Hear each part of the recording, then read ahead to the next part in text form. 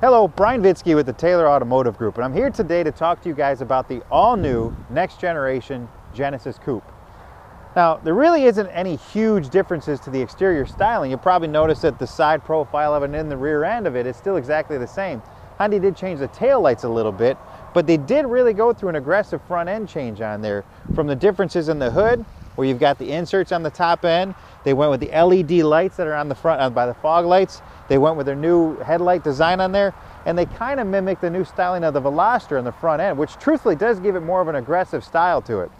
Now, although there's not tremendous differences on the exterior styling of it, Hyundai made some significant changes to the technology, the engineering, and the performance of the vehicle by changing up two different powertrains.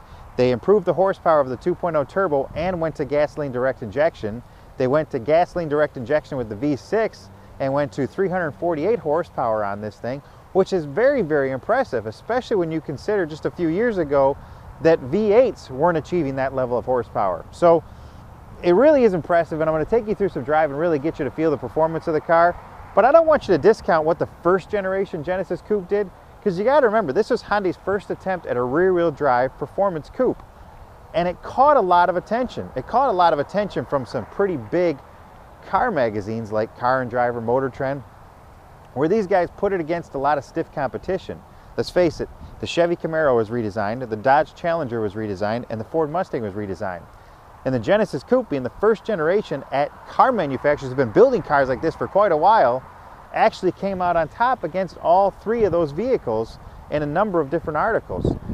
And it came out on top because of the way the suspension was set up on there, the reduction in weight, how much interior volume the car actually has.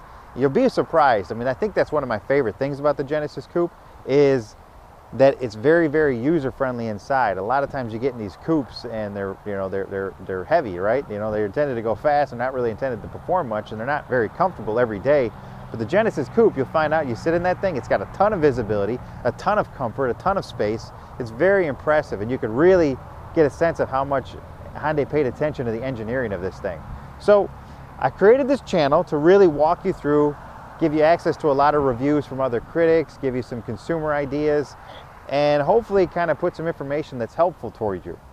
All right, so stick with us. Pay attention to the other videos. If you find them helpful, I hope you do. All right, again, my name is Brian Vitsky with the Taylor Automotive Group. Thank you.